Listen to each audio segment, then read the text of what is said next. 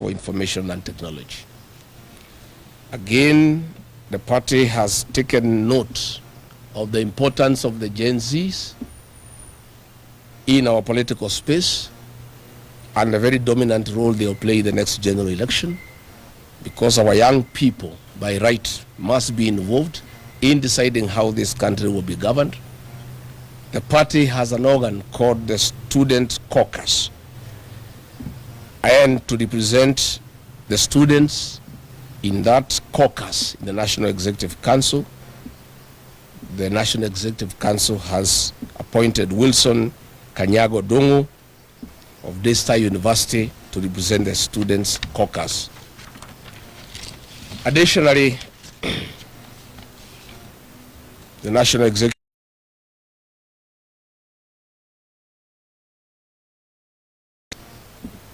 and the voice of the party is needed.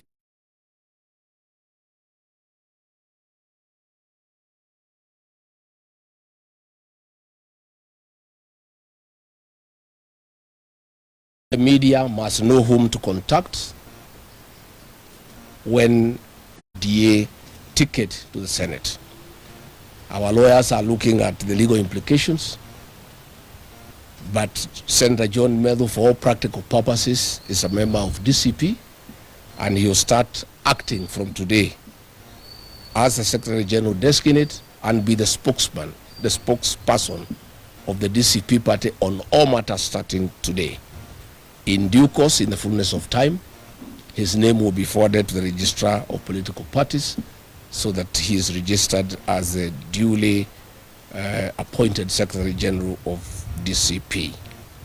The National Executive Council has given Senator John Medhu, the Secretary General designate, his first assignment, that he, together with the Honorable Ajiko Mohia, the MP for Kipipiri, and other leaders, to take charge of the by-elections in Kalau and deliver a decisive victory to the DCP party on the elections scheduled for 16th of July. The party has also reviewed the progress and growth of our party, and NEC is very happy that thousands of aspirants have shown interest and registered with the party with the intention of flying the party's flag in the next general election. And we want to assure our aspirants who have indicated interest that the party will hold free and fair nominations as it happened during the nominations for the Kalau by-election. We have so far received 34 aspirants who have expressed interest to run for gubernatorial seats on DCP ticket across the country. We have also received 98 aspirants to run for various senatorial seats across the country. We have also registered 764 aspirants for members of the National Assembly, including women reps. We have received 11,564 aspirants for the various positions of members of County Assembly across the county. Our membership, we have so far registered 4,576,345 persons who have registered internally as members of the party, because we are having a big challenge with the Office of the Registrar of Political Parties. The system is refusing to remove people from UDA to DCP, and we think it's deliberate.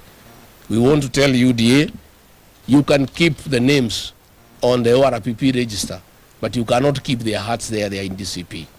So what we have done, we have our own internal register, and so far we have 4,576,345, and we have told the Secretary General designate the target is 10 million members before we go for. And there are so many lapses surrounding his security, probably I would endanger his security, which is against national interest. It is very irresponsible and reckless for the government to play around with the security of President William Ruto. President William Ruto is very unpopular, I agree, but I must admit, in my own estimation,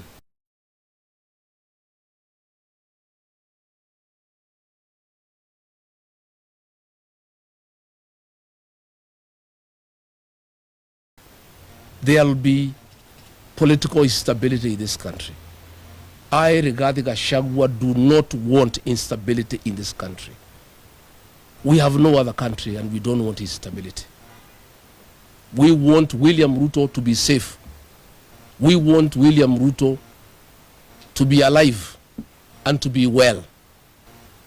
We want to have the opportunity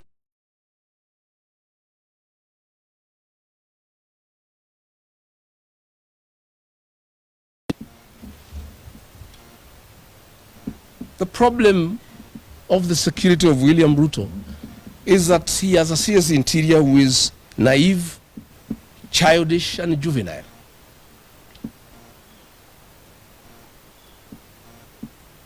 In the inner circles of the ministry, I am told he is called the Minister for Entertainment, Waziri wa Sherehe.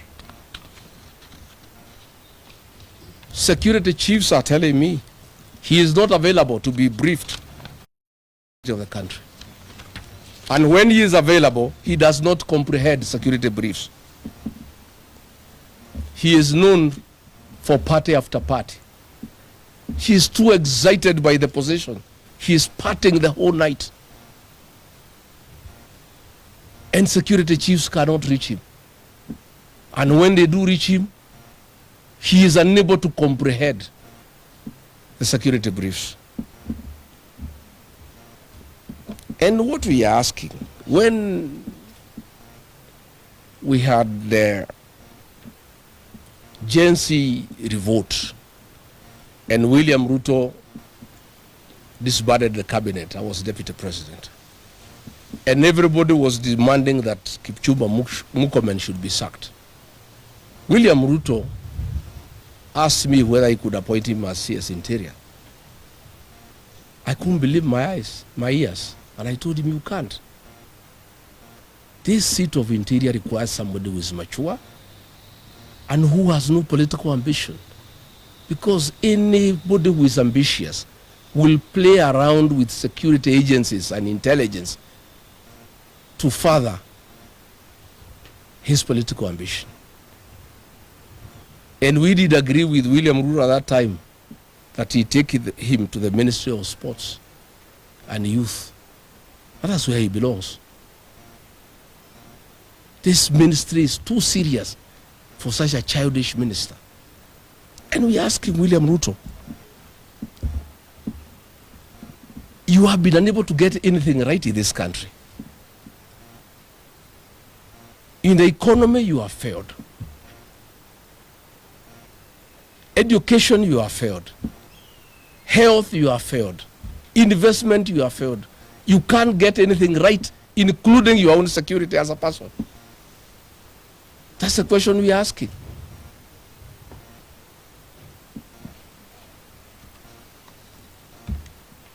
We're asking, are Kenyans safe?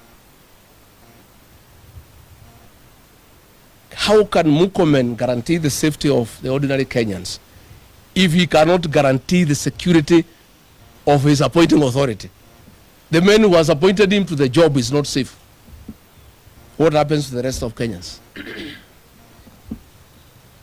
In May 2025, William Ruto narrowly escaped a shoe aimed at his head, which he blocked with his hand in Migori. In Soweto, Kibra, on 28th April 2026, a flying bottle of water was hurled at the president by a surging crowd. 6th February 2026, another young man ran to him in Mombasa. His whole security, the inner cordon, the outer cordon, the whole security architecture around the president yesterday was caught flat-footed. The same happened again in Wajir. And people are asking, if the president of Kenya is not safe, who is safe? I'm wondering, where was the AD camp? Because I've had the benefit of undergoing paramilitary training in my earlier years, and my understanding of the security architecture around the president is that the ADC is the last man on the defense line. That if everything else failed and somebody came with a knife, the ADC would go between the president and the knife, or between the president and the bullet. Where is our ADC? He is deployed to be with the president and escort him wherever he goes, including the toilet. What has been happening? That strangers come and accost the president, and everybody is running helter-skelter. The ADC is not there, there is no security. What if that man who came yesterday had a knife? If he could hold his neck and almost twist it, he would have knifed him. What if he was a suicide bomber? This is a very sad state of affairs, and we want to tell William Ruto, you must be very careless, and you have been very careless with the management of the affairs of this country. But you cannot be careless about the management and the stability of the Kenyan nation. You cannot take your security recklessly and in a careless manner.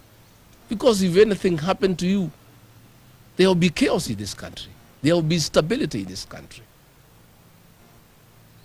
In other jurisdictions, by now, the CS Interior would have resigned, the IG would have resigned, everybody would have resigned. But what has happened? Some changes have been done. Let me give Kenyans a snippet of what is happening around the president. I've wanted to avoid this topic because I didn't want really possible enemies of the president to know how exposed he is. And the matter now is in public, it has come to public, like everybody knows, that the president is totally exposed. He has no security around him, he's surrounded by jokers. I'm told most of those people who were guarding him yesterday were busy on WhatsApp and TikTok. They were only realizing the president has been accosted half a minute after the possible assailant had already accosted the president. What is happening is that the presidential escort unit is a demoralized lot. It is demoralized because one, Kipchumba Murkomen, Eliud Langat, and an immediate escort commander, Mayu, have ethnicized that unit. Nearly all officers are from one community where the president comes from. All other officers from other communities are very demoralized, and they are never given an opportunity to escort the president around. Escorting the president around comes with privileges and allowances. All officers from other communities don't leave the camp. It's only officers from the president's community that guard him. And these officers from the president's community have a sense of entitlement. They don't have to be professional. They are only guarding him and escorting him because they come from his community. That is why there is laxity and sheer recklessness around the president. Again, there is a lot of corruption in that unit. Officers have called me this morning. Most of them were guarding me. We know each other. Because the deputy president and the president are guarded by the same unit under the presidential escort commander. When they travel, their allowances. The DIG, Murkomen, and the immediate escort commander demand half the allowances of these officers for them to be allocated to escort the president. So they are very demoralized and very unhappy people. Even after half of the allowances have been taken, for 4 months they have not received the allowances. So they are very demoralized lot. And they are saying they cannot understand why they are not being paid. Yet every day they are allocated the duty to guard millions of shillings being brought to State House to bribe voters. They are the ones who supervise money being offloaded from trucks in sacks to State House. They got millions of shillings every day. They see the president bribing people with millions every day, yet they have no money in their pocket. They have not been paid their allowances. That is why they are not bothered with the security of the president. They really don't care. They have not been paid their allowances, yet they are the ones escorting money to be given to people who are coming to State House. They see members of parliament coming every Friday. They live with the brown envelopes, yet themselves they have nothing. That is the problem that we face. Again, I must tell William Ruto, please allow professionals to serve you.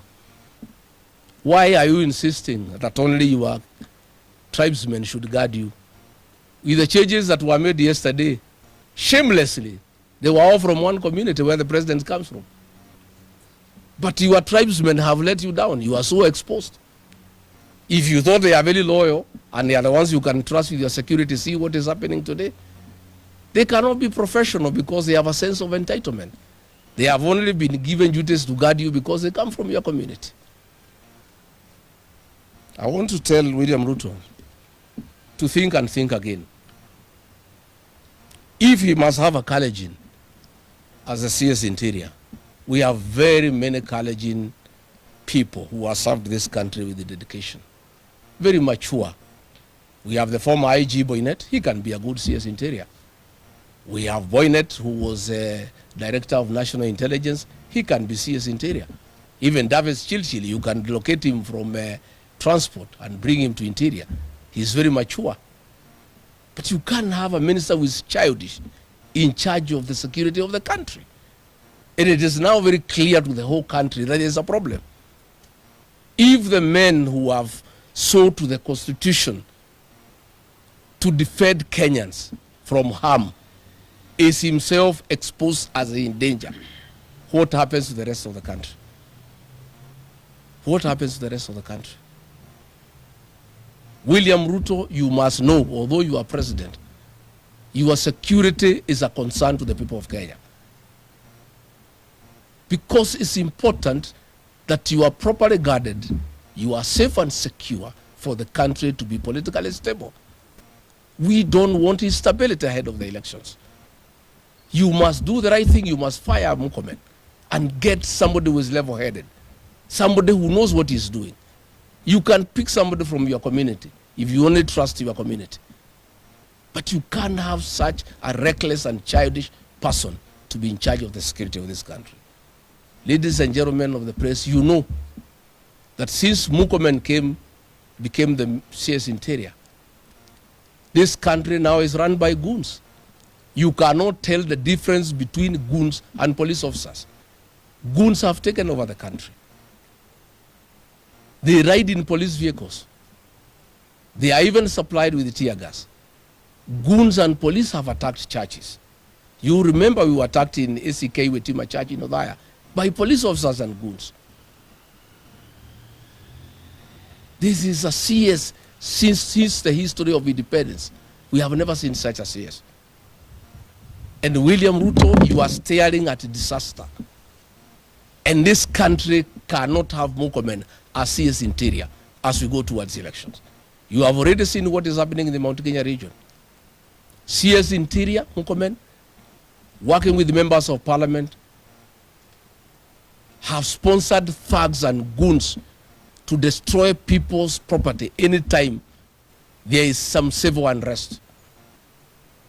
It is Murkomen who is doing it, so that he can convince William Ruto that Kenyans have no problem with him. It is the Kikuyu nation that have a problem with William Ruto. And the Kikuyus are fighting themselves and destroying their property. Instead of thinking how he can guard the president, instead of thinking how he can guard our borders. As we speak in Mandera, the town has been taken over by foreign forces from Jubaland. Instead of Murkomen working on that, he is sponsoring goons in the Mount Kenya region to cause havoc, to create an impression that there is a crisis in the Mount Kenya region. So I want to say, much as I don't like William Ruto, much as I have a big problem with the way he has been managed this country. I want William Ruto safe because it's important for the stability of this country. I want to have a chance to defeat William Ruto next year in an election. I want him to be safe. I also want the dignity of the office of the president to be restored. How do you explain to our children? How do you explain to foreigners that a known character can walk to where the president is and hold his neck and almost twist it?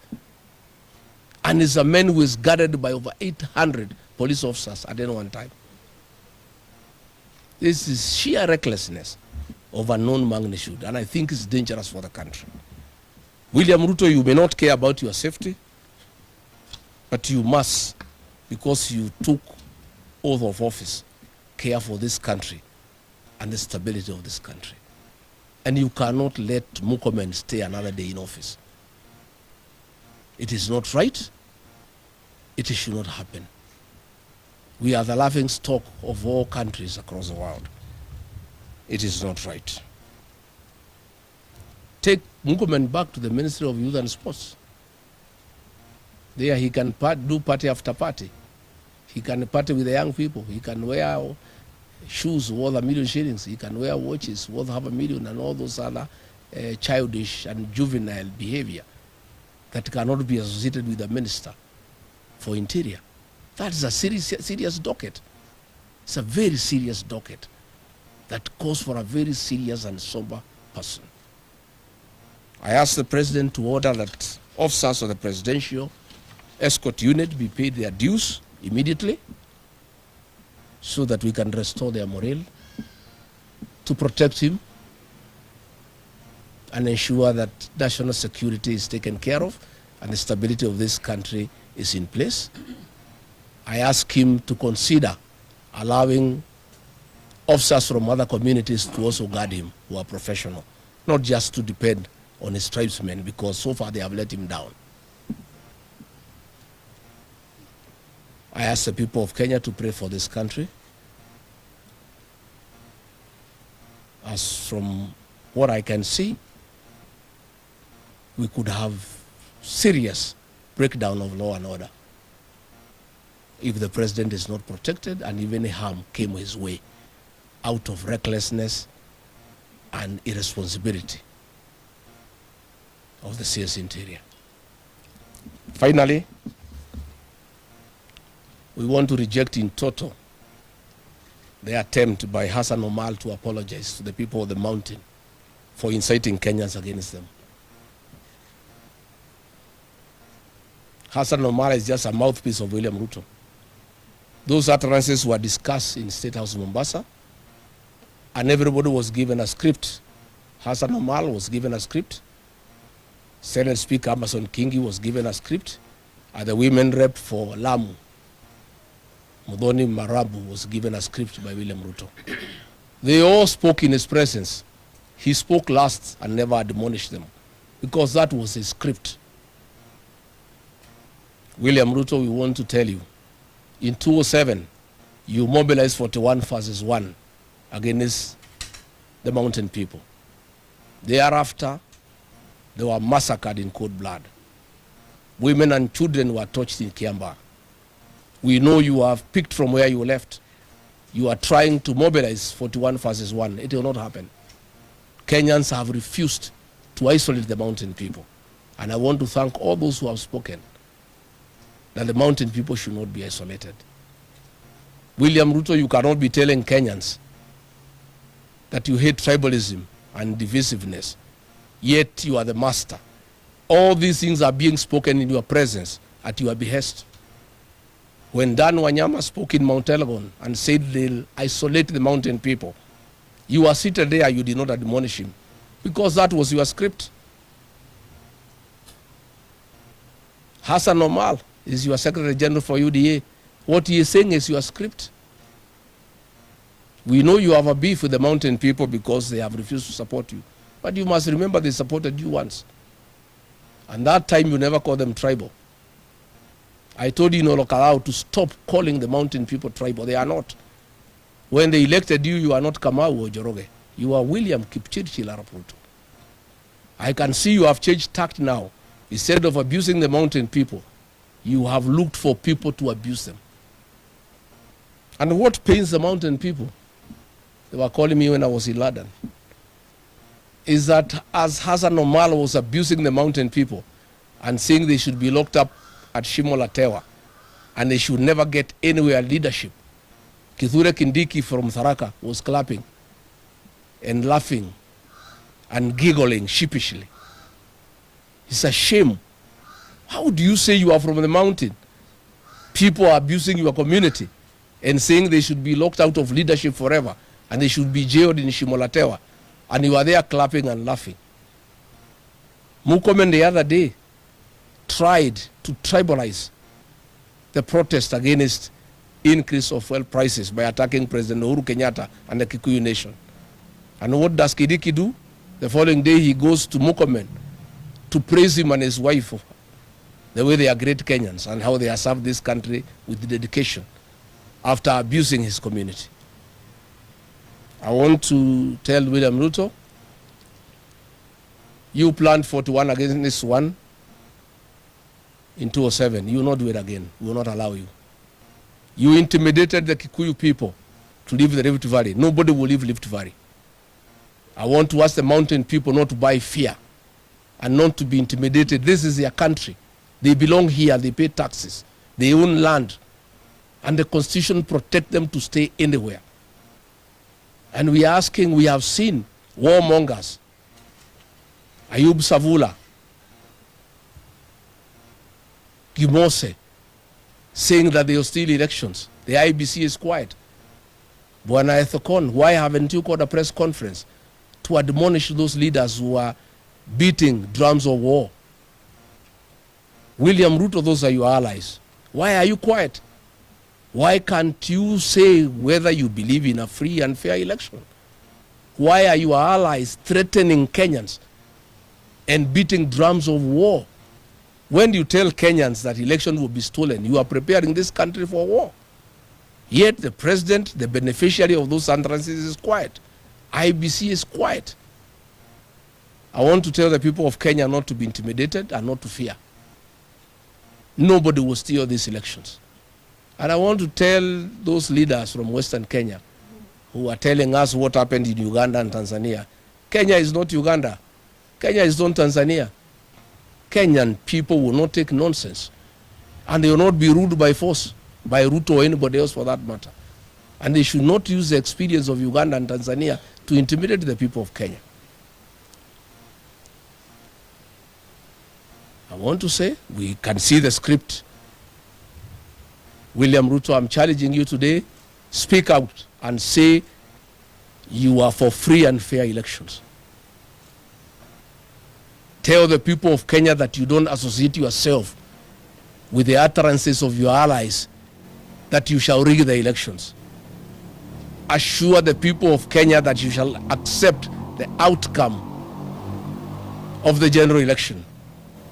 Assure the people of Kenya that you shall not incite your community to kill people and throw people out of Rift Valley if you lose the elections. Kenyans are very concerned because you have done it before. When they hear those statements from your allies that they shall rig elections, when they hear the drums of war, that you are preparing the country for war, you must speak out and confirm to the people of Kenya that you shall follow the rule of law and constitutionalism, that you shall abide by the will of the people, that you and your allies will not attempt to rig the elections. You must assure the people of Kenya that you will not do what you did in 2007, that if you lose the elections, you shall mobilize your community to evict other people and kill them. Those assurances are necessary. And you cannot just keep quiet when these things are happening. It is unacceptable, and you owe the people of Kenya an explanation. But we don't like the drums of war we are hearing from William Ruto and Kipchumba Murkomen and Hassan Omar and Amson Kingi threatening one community. We don't like the drums of war of Ruto allies threatening to rig elections.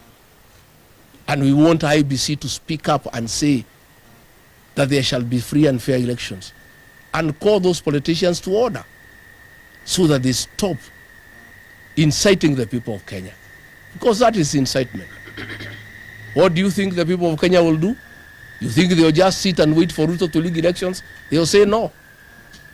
This is public incitement of the highest order, and it's not acceptable. So mimi sitaki nizidi kutoka kupitia hapa, nafikiri nimesema ya kutosha. Nataka nimwalike wa Secretary General Designate, the Honorable John Methu, to give his maiden speech, and kutoka hapo tuachie hapo. So thank you very much, Party Leader. Mine will actually be very short because I know I'll be calling you in a week or so that we can give you a brief as a party on the plans that we've made. But first, I want to thank the party for the confidence they have in me to serve as the Secretary General Designate of the DCP party.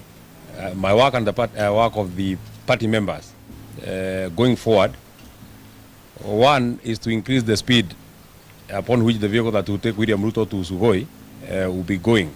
If the wheels are now rolling at 89 kilometers per hour, by the time we are done, we want to take it to 150 kilometers, because the people of Kenya cannot wait a day more of William Ruto's regime. Let me say this finally, my parting comment, especially on the last bit that has been made by the party leader. First, I want to also assure our party members that that responsibility that has been placed on myself and the Honorable Wanjiku Muya, we shall undertake it with military precision. We ensure that we deliver Olkarau to DCP, and it's not just delivering Olkarau to DCP, it's to ensure that the margin upon which we will beat William Ruto will be assigned and will help him and his few supporters to prepare psychologically of what is coming ahead. So we are ready, and we have laid down strategies on how we will actually increase our win, the win margin in Olkarau. Let me say this. For the people who are beating the drums of war, especially trying to run tribal bigotry, trying to accuse some communities of either this or that, especially President William Ruto and everybody who is in his government, the first mirror that you should take, and the first document that I would want you to consider, if you have time, because I hear most of you are doing enjoyment, and you're so busy bribing the people of Kenya and also collecting bribes. If you have time, I would want you to look at the numbers of the people who took you to power. As you try to badmouth the people from our region, the people from the Kenya region, I want you to look at that document of the results that were, the votes that were casted in favor of President William Ruto. As you watch, as people abuse us, because that's now the new strategy that you have employed, it must prick your conscience that out of the 100% votes that you got, 47% of those votes came from one region. Amason Kingi, as you badmouth and say that the people from our region should not come anywhere near power, you must know that you led a party called Pamoja Alliance, PA, contributed only 0.6% of William Ruto's win. The only votes that you brought to Kenya Kwanza are 0.6%. Yet you enjoy leading one of the arms of government. You are Speaker of the Senate of Kenya, courtesy of the votes of the people that you are badmouthing now. Let me also even remind you, because I was there when you were being elected, even your own senator, the senator for Kilifi, never voted for you. The people who voted for you are the people from the other places. None of us is a tenant in Kenya. All of us are here by right. And none of us who leave Kenya or any other part of this republic will continue serving. And let me also say this. The good thing is that the shoe is pinching everybody. The people from the Rift Valley are crying because the fuel prices have gone high. The people from the coast are crying because the economy is crumbling. The people from Nyanza are crying because our health is not working. The people from Western are crying because our education has collapsed. So, Mr. William Ruto, it is not you against any community. It is you against the people of Kenya. I thank you very much. The new officials come to take a photograph.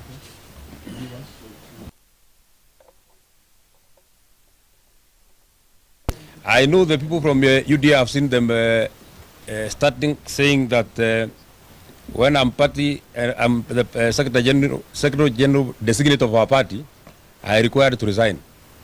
Much as you want to give us advice, may I also remind you, because it is part of our history, William Ruto was the party leader designate of UDA for 2 years, and he was elected on the Jubilee Party.